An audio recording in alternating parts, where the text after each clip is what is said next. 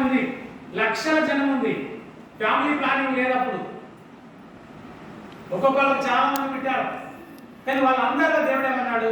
నోవాహు, నువ్వొక్కడి మాత్రమే నా దృష్టికి నీతిమంతుడు కనుక నిన్ను మాత్రమే నేను కాపాడుతానని చెప్పాడు. సొదొమ గొమొర్రా పట్టణాలను నాశనం చేసినప్పుడు లోతు నీతిమంతుడు కనుక, లోతును బట్టి భార్య పిల్లలు కాపాడాడు అనుకోండి, అది వేరే సంగతి. లోతు నీతిమంతుడు కనుక అబ్రాహాము అతని కోసం ప్రార్థన చేశాడు కనుక నీతిమంతుడైన లోతును మాత్రమే దేవుడు కాపాడాడు, మిగతా వాళ్ళని కాపాడలేదు. ఇప్పుడు ఐగుప్తు దేశం నుంచి 6 లక్షల మంది బయలుదేరినప్పటికీ ఇద్దరు మాత్రమే దేవుడిని వెంబడించారు. అది ఎవరంటే యెహోషువ, కాలేబు. వాళ్ళిద్దరు మాత్రమే ఆ దేశానికి వెళ్ళారు. ఒక కాలేబు లాగా, యెహోషువ లాగా, ఒక నోవాహు లాగా మన చుట్టుపక్కల వాళ్ళు ఎవరు లేకున్నా పర్వాలేదు, మనం ఒకరు నిలబడరాదండి. నిలబడొచ్చు, నిలబడరు.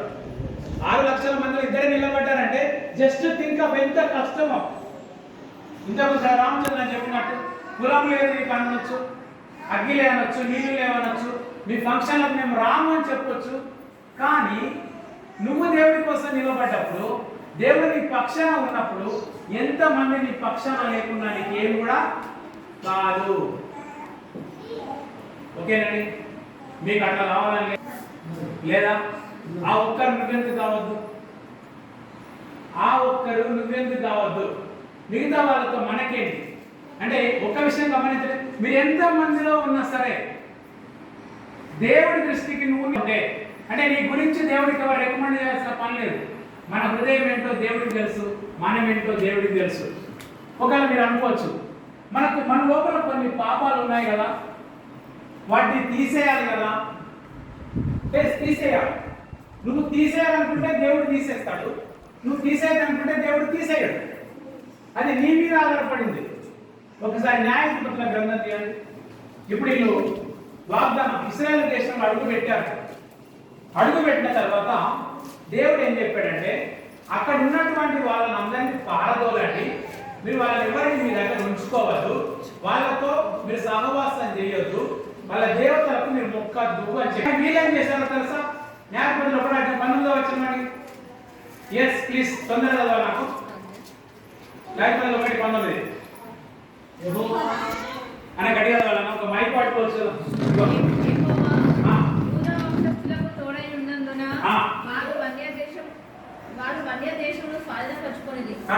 అయితే మైదానమందు నివసించు వారికి ఇంకో రథంలో ఉన్నందున వారిని వెళ్ళగొట్టలేక పోయి.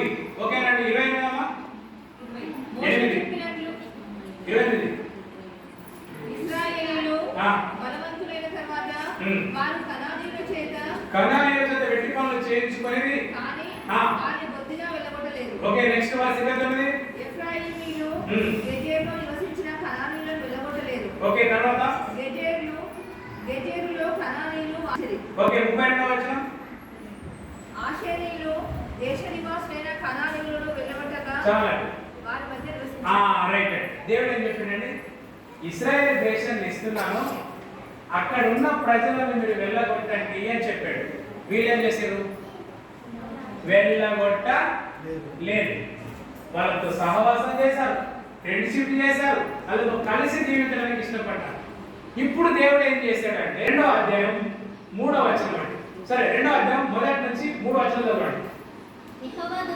యెహోవా దూత గిల్గాలు నుండి బయలుదేరి బోకిము నేను మిమ్మల్ని ఐగుప్తులో నుండి రప్పించి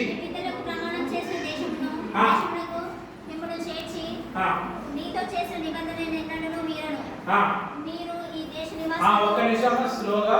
మీరు ఈ దేశ నివాసులతో నిబంధన చేసుకునకూడదు, వారి బలిపీఠములను విరగొట్టవలనే ఆజ్ఞ ఇచ్చి తిని గాని మీరు నా మాట వినలేదు. మీరు చేసిన పని ఏమిటి? కావున నేను మీ ఎదుట నుండి ఈ దేశ నివాసులను వెళ్ళగొట్టను. ఓకేనండి? ఏమైందండి? ఫస్ట్ ఎవరు వెళ్ళగొట్టారు? Come answer to my question. ఎవరు వెళ్ళగొట్టారు? ప్రజలు వెళ్ళగొట్టలేదు. వాళ్ళు ఉన్నని అంటున్నారు వాళ్ళు ఉన్నారు. ఇప్పుడు దేవుడు అంటున్నాడు, అరే మీరు అంతగానం పాపంలో జీవించాలని మీకుంటే, అంతగానం ఆ ప్రజల మధ్యలో ఉండాలని మీకుంటే నేనెందుకు వెళ్ళగొడతాను? మీ ఇష్ట ప్రకారమే నేను చేస్తాను. నేను ఆ ప్రజలను వెళ్ళగొట్టాను. వాళ్ళు మీ పక్కలో ఉండాలి, మీరు అనుకున్న ప్రకారంగానే మీ పక్కలకు శూలాలుగా మారిపోతారని చెప్పి అక్కడ విగ్రహాల ప్రారంభమైందండి. నేను ఇంతకుముందు చెప్పాను చూడు, 70 సంవత్సరాలు అక్కడికి వెళ్ళడానికి కారణం కూడా మొట్టమొదటి జనరేషన్ ఏదైతే అడుగుపెట్టినటువంటి వాళ్ళు అన్యులతో సహవాసం చేయడం వల్ల వెళ్ళకపోవడం. కనుక జీవితంలో నా టైం అయింది. జీవితంలో మీరు మంచిగా బ్రతకాలనుకుంటే దేవుడు మీకు సాయం చేస్తాడు. నేను అందులోనే ఉండాలనుకుంటే దేవుడు సాయం చేయడు. First you have to start. చేంజ్నెస్ అనేటటువంటి నీ మనసులో నుంచి రావాలి. అందుకని మనందరం కలిసి ఒక పని చేద్దాం. మరొకసారి జ్ఞాపకం వస్తుంది. అప్పటి తరంలో షేతు తరమే, కానీ నోవాహు మాత్రమే నీతిమంతుడు. షేము తరమే, కానీ అబ్రాహాము మాత్రమే దేవుడు ఏర్పరచబడ్డాడు. ఇక్కడ 6 లక్షల మంది బయలుదేరారు, 2 మాత్రమే ఆ దేశానికి చేరారు. ఆ 2 కావాలి. ఆ 2 నేనెందుకు కావద్దు? అందులో ఒక మైండ్ నీకు నాకుంటే దేవుడు సహాయం చేయడానికి సిద్ధంగా ఉన్నాడు. హల్లెలూయా, అంటే హల్లెలూయా. అట్లా అనుకున్నటువంటి వాళ్ళు ప్రార్థన చేస్తున్నాం, కళ్ళు మూసుకొని. I want be the Caleb. నేను ఒక కాలేబును కావాలి, నేను ఒక యెహోషువను కావాలి, నేను ఒక నోవాహును కావాలి. నా తరంలో నేను దేవుడి చిత్త ప్రకారంగా నడవాలి. దేవుడు వెళ్ళగొట్టమని వెళ్ళగొడతా, తీసేయమన్న గుణాలను తీసేస్తా. అప్పుడు దేవుడు సాయం చేస్తాడు నాకు. ఎవరైనా నేను ఒక కాలేబు లాగా ఒక్కొన్నైనా నిలబడగలుగుతాను, యెహోషువ లాగా ఒక్కొన్నైనా నిలబడగలుగుతాను, ఒక నోవాహు లాగా నా తరంలో ఒక్కరినైనా నేను నిలబడగలుగుతాను, నిలబడతాను. అది నా నిర్ణయం. దేవుడా నాకు సహాయం చేయమని చెప్పేసి ఆ ఆలోచన నీదైనట్లయితే దయచేసి మీ చేతులు ఎత్తితే మేము ప్రార్థన చేస్తాం. మళ్ళీ ఒకసారి ప్రార్థన వ్యర్థంగా పోదండి. దేవుడు సాయం చేస్తాడు. మన తోటి వాళ్ళు నరకం వెళ్ళినా పర్వాలేదు, మనం మాత్రం పరలోక రాజ్యం వెళ్ళాలి. 10 మందితో మనకు పని లేదు, ఒక్కోళ్ళమైనా మన దేవుడి కోసం నిలబడాలి. అప్పుడు దేవుడు మన తరపున ఉంటాడు. మనం తాను చేసిన వాగ్దాన దేశం పరలోక రాజ్యానికి తీసుకెళ్తాడు. దానికోసమే మన ప్రయత్నం, దానికోసమే మన ఆదివారం చర్చికి రావడం, దానికోసమే మన ప్రార్థన చేయడం, దానికోసమే మన వాక్యం చదువుకోవడం. ఆ ఒక్కళ్ళ మనకి కావాలి. ఎస్ మనం కావాలి. ఆ ఒక్కరు మనం కావాలి. ఒక యేషయాలాగా అపవిత్రమైన మాటలు నేను మాట్లాడాను. పరిశుద్ధమైన దేవుడిని నేను చూశాను, పరిశుద్ధమైన వాక్యం చదువుతాను. నేను వాడిలాగా కావాలి. నేను యెహోషువలాగా, కాలేబులాగా, ఒక లోతులాగా, ఒక నోవహులాగా నేను ఒక్కనైనా దేవుడా నీకోసం నిలబడాలని నాకుంది, నాకు సహాయం చేయమని చెప్పేసి నువ్వు నిర్ణయించుకున్నట్లయితే మన దేవుడు తప్పకుండా మనకు సహాయం చేస్తాడు. అందరితో మనం ఉండొద్దు, దేవుడితో మాత్రమే ఉండాలి. దేవుడి ప్లేస్ నువ్వు, పెద్ద మెజారిటీ నీకు. సర్వశక్తి ప్రేమైన కృప కలిగినటువంటి మా యేసయ్య నీకు వందనాలు తండ్రి. ఆది కాలం నుంచి నేను చూసుకున్నట్లయితే నీతిమంతులు అనుకున్నటువంటి కుటుంబంలో నుంచే దుర్మార్గులు వచ్చారు. వాళ్ళ నోవాహును మాత్రమే మీరు ఏర్పరచుకున్నారు. ప్రభా షేము కుటుంబం చూసినట్లయితే అబ్రాహామును మాత్రమే మీరు ఏర్పరచుకున్నారు.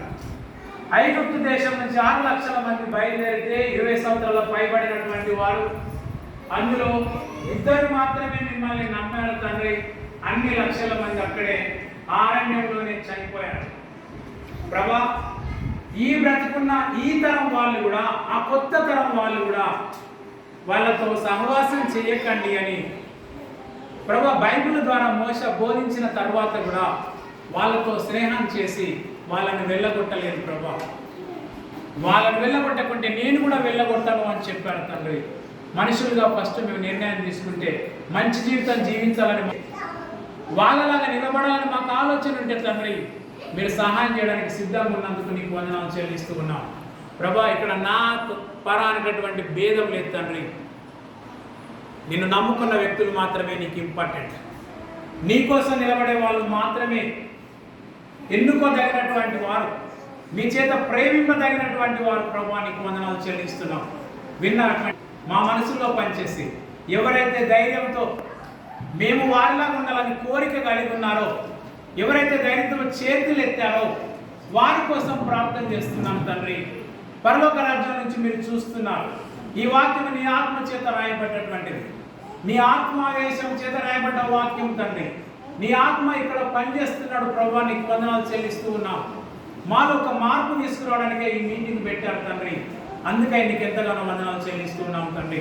ఈ సంఘాన్ని దీవించండి, సామెలను దీవించండి ప్రభా. మా అందరిని మీరు దీవించి నిశ్చితమైతే మరొకసారి మేము కలుసుకోవడానికి నీ కృపను అందించమని, అప్పటి వరకు ప్రభా ఒక కార్యములాగా, ఒక యెహోషువలాగా, ఒక నోవాహులాగా నీతి కలిగి బ్రతకడానికి నీ కృపను అందించమని యేసు నామమున ప్రార్థించి వేడుకొనిచున్నాం తండ్రి. థ్యాంక్ యూ అండి. దేవుడు మీ అందరిని దీవించును గాక. దేవుడు తప్పకుండా మీరు ఒక్కళ్ళైనా సరే దేవుడి కోసం మీరు నిలబడండి. ఎవరితో అలో ఒక దానియేలు ఒంటరిగా నిలబడ్డ అబద్ధంగా ముగ్గురు మాత్రమే దేవుడి కోసం నిలబడ్డాడు. మనం కూడా ఆనందంగా నిలబడాలి. అందుకే దేవుడు మనం చూపిస్తాడు. దేవుడు ఈ వాక్యాన్ని మన మధ్యలో దీవిస్తున్నాడు.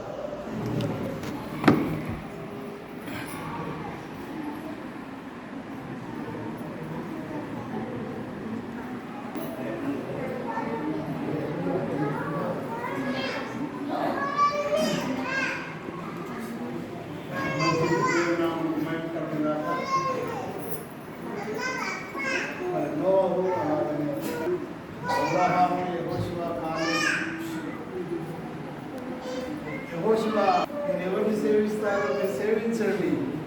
వృద్ధాప్యంలో మరి ఆయన ఇచ్చిన గొప్ప స్టేట్మెంట్ ఏంటంటే మీరు ఎవరిని సేవిస్తారో సేవించండి. 15వ వచనం మాట చూడండి.